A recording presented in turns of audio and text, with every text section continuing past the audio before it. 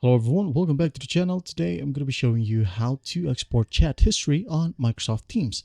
It is pretty easy to do. Just go ahead over to account.microsoft.com/or/privacy.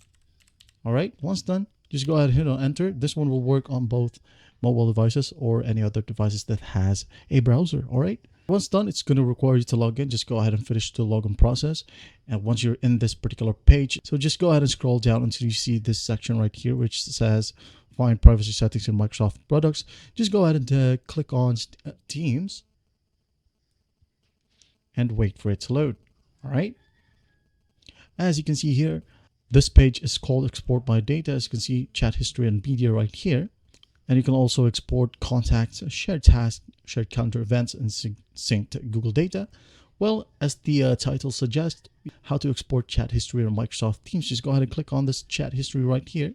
And once done, just hit on submit request. As you can see here, your export is being prepared. Please check back soon to download it. So simply do what it says right here. Just go ahead and copy this link and save it wherever you want.